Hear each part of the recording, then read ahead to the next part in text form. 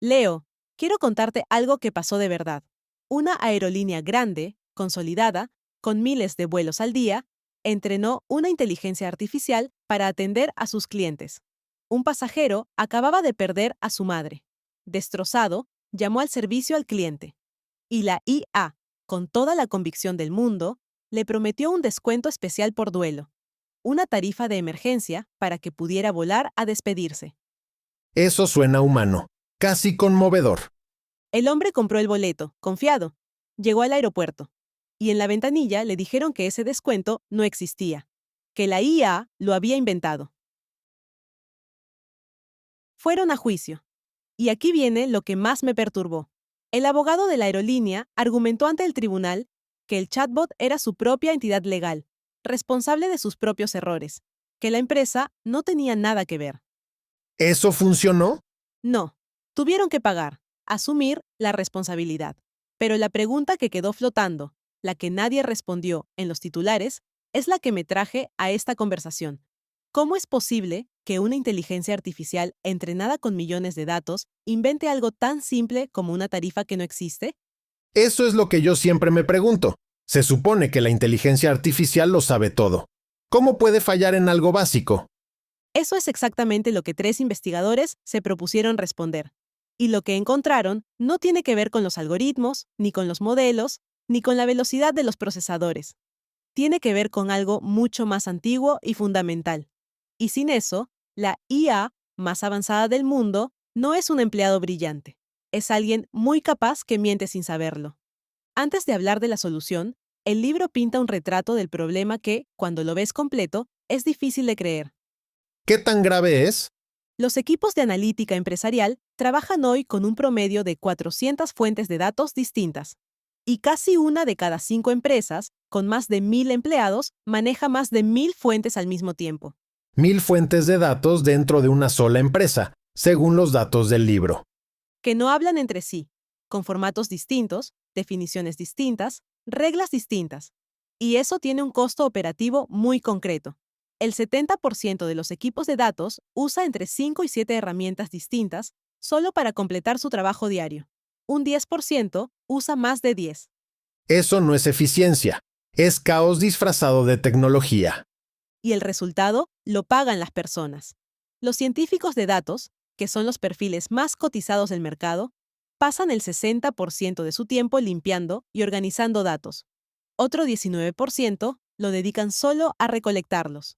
Eso les deja aproximadamente el 20% para hacer lo que realmente importa: analizar, interpretar, generar decisiones. Un quinto de su jornada para el trabajo real. Y hay una cifra que a mí me dejó sin palabras.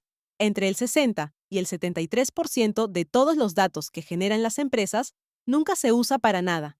Nunca genera un análisis. Nunca produce una decisión. Entonces, las empresas están pagando para acumular información que nadie lee.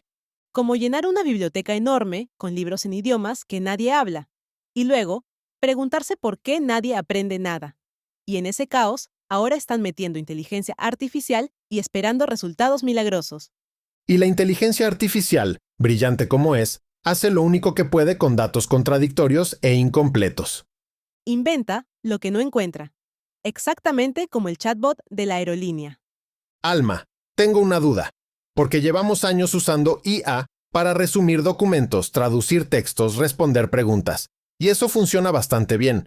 ¿Por qué ahora es diferente? Esa es exactamente la pregunta correcta. Y la respuesta está en una sola palabra que el libro repite constantemente: agente. ¿Agente? Hasta ahora, la inteligencia artificial respondía. Le preguntabas algo y te daba texto, pero la nueva generación no responde. Actúa, toma decisiones, modifica flujos de datos, gestiona migraciones, crea nuevos productos de datos, corrige errores, coordina procesos de múltiples pasos sin que un humano apruebe cada movimiento. ¿Y eso ya existe o es todavía experimental? El libro cita investigación de Capgemini. El 50% de las empresas grandes planea implementar agentes de IA en 2025. Para 2028, ese número llega al 82%. Jensen Huang, el CEO de Nvidia, lo llamó una oportunidad de varios billones de dólares. Entonces es inminente. no futura. Y el problema es que la mayoría de esas empresas van a lanzar agentes que actúan de forma autónoma sobre datos que tienen 400 fuentes sin estructura. Y eso, Leo, es la diferencia entre tener un colaborador confiable y tener a alguien muy inteligente que actúa con total convicción en la dirección equivocada. ¿Y cuál es la solución que propone el libro? Algo que los autores llaman contexto estructurado. Y cuando entiendas qué es, vas a entender por qué sin ello, la IA más avanzada del mundo sigue siendo un riesgo, no una herramienta. Piensa en el contexto estructurado como el sistema operativo de la próxima generación de inteligencia artificial.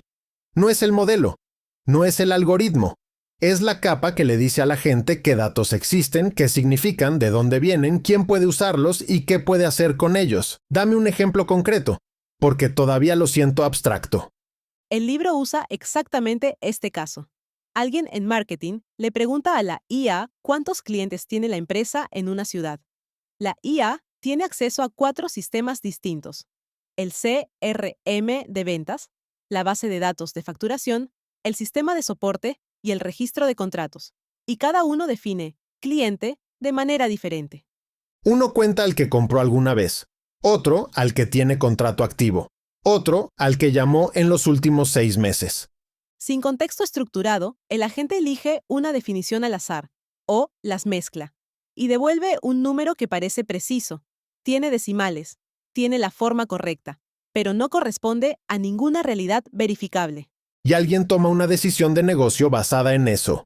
Con toda la confianza que le da, ver un número exacto en pantalla. El libro define el contexto estructurado en 2 componentes.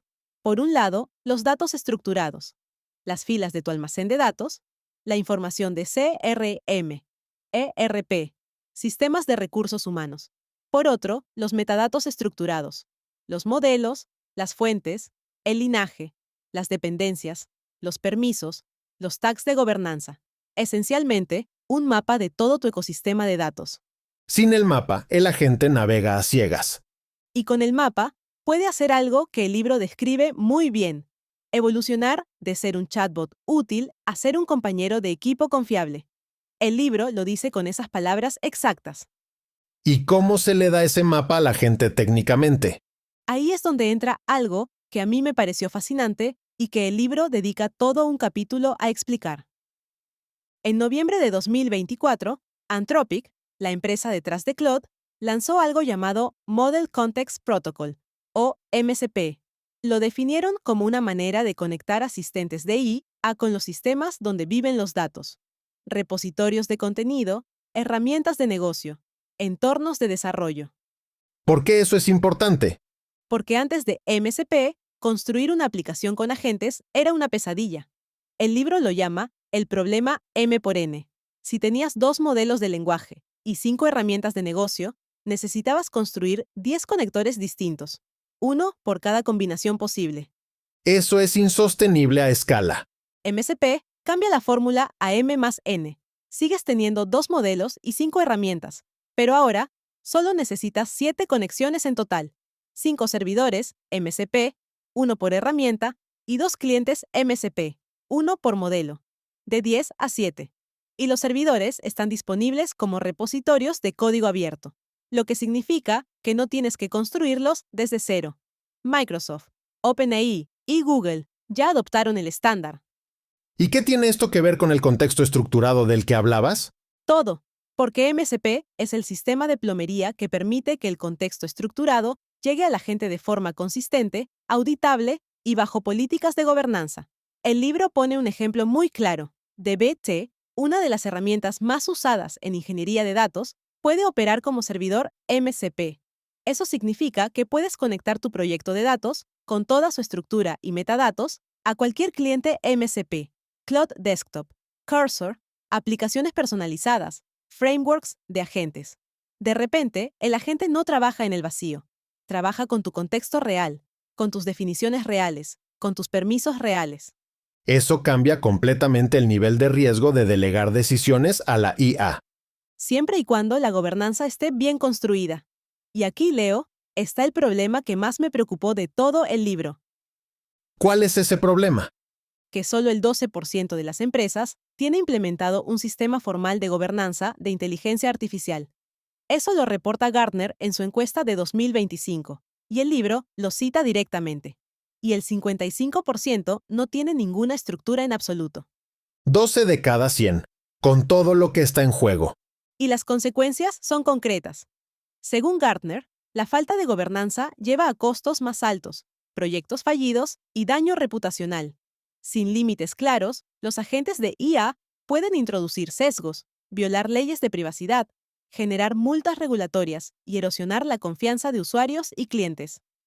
¿Y hay evidencia del beneficio de hacerlo bien? Una de las Big Four lo midió. Las organizaciones que implementan gobernanza efectiva tienden a ver tasas más altas de adopción de IA y un crecimiento de ingresos más sólido. No es solo evitar riesgos, es una ventaja competitiva real sobre el 88% que no lo está haciendo. ¿Y qué implica hacer gobernanza bien según el libro? 4 cosas concretas. Primero, control de acceso basado en roles, que solo las personas y procesos correctos accedan a los datos sensibles. Segundo, linaje completo, rastrear cada cambio en un dataset desde que entra al sistema hasta que la gente lo consume. Tercero, metadatos enriquecidos con puntuaciones de calidad, para que tanto el agente como el usuario puedan evaluar la credibilidad de la información. Y cuarto, cumplimiento legal automatizado. Codificar políticas para anonimizar datos personales, respetar el derecho al olvido bajo leyes como el GDPR y cumplir con el EU-AI, específicamente sus artículos 10 y 27, que obligan a documentar fuentes, métodos de anotación, controles de calidad y evaluaciones de derechos fundamentales. Eso es mucho más que instalar una herramienta. Es una transformación organizacional. Y hay algo que el libro menciona que me pareció perturbador, porque muestra que el problema no es solo técnico. Un estudio de KPMG, publicado en 2025, que el libro cita con ese nombre tan revelador. La paradoja americana de confianza en la IA. El 70% de los trabajadores en Estados Unidos ya usa IA y el 61% dice que mejora su trabajo, pero el 75% admite sentirse incómodo con sus riesgos. Y solo el 41% dice que realmente confía en estos sistemas. Usan algo en lo que no confían del todo. Y eso tiene consecuencias muy concretas. El 44% de los trabajadores usa IA fuera de los canales oficiales de la empresa, muchas veces subiendo datos sensibles a plataformas públicas. El 58% usa los resultados de la IA sin verificarlos. El 57% admite haber cometido errores en su trabajo por culpa de la IA, y el 56% oculta su uso de IA a sus managers, presentando el trabajo generado como propio. Eso no es un problema tecnológico, es un problema de cultura organizacional. Exactamente lo que dice el libro. Cuando las políticas no son claras, cuando la formación es insuficiente y la supervisión es limitada, la IA no se convierte en una herramienta de productividad. Se convierte en un riesgo oculto que nadie ve venir. ¿Y cómo se cierra esa brecha entre adopción y confianza real? El libro propone algo que llama confianza por diseño. No añadir la gobernanza después de construir el sistema, sino integrarla desde el primer día. Controles de sesgo, etiquetado de metadatos estructurados y revisiones de explicabilidad construidos directamente en los pipelines de desarrollo. Y además, medir la confianza. Rastrear con qué frecuencia se usan los activos de datos compartidos, cuánto tarda en detectarse y resolverse un incidente, qué tan recuperables son los datos cuando algo falla, y recoger retroalimentación directa de los usuarios sobre su confianza en los sistemas.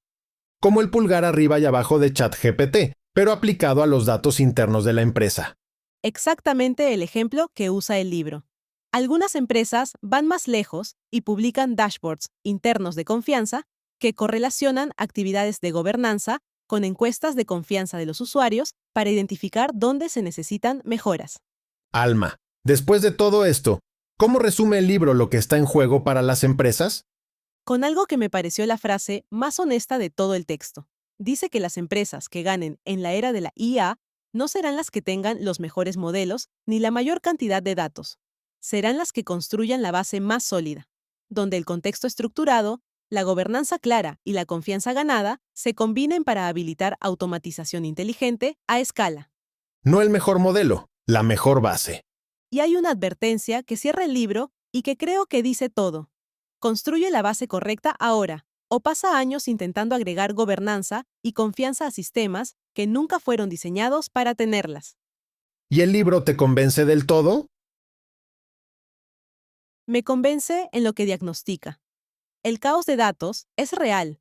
Los fracasos de IA son reales. El 57% de trabajadores cometiendo errores por culpa de la IA es un número que no se puede ignorar. Pero hay algo que el libro deja sin responder y que a mí me sigue inquietando. Habla de gobernanza, de políticas, de quién puede acceder a qué datos. Pero ¿quién decide qué cuenta como un dato limpio? ¿Quién establece los límites de lo que la gente puede hacer? Esas decisiones no son técnicas, son políticas, éticas, culturales, y eso significa que el verdadero desafío de la inteligencia artificial no vive en los servidores, vive en las salas de reuniones donde la gente decide qué es verdad dentro de una organización. Me llevo algo que no esperaba de esta conversación, que el problema de la IA que falla no es la inteligencia, es la estructura que la sostiene. Y construir esa estructura no es una decisión tecnológica, es una decisión sobre en qué tipo de organización quieres convertirte. Y yo me llevo esto, que una IA sin contexto estructurado no es poderosa, es peligrosa. Y la diferencia entre las dos no la hace el algoritmo, la hacen las personas que deciden tomarse en serio lo que no se ve. Si esta conversación te hizo pensar en cómo la IA está tomando decisiones que te afectan sin que lo sepas, suscríbete a Libros con Sentido para más relatos y reflexiones sobre los libros que explican el mundo que estamos viviendo. Nos vemos en el próximo libro.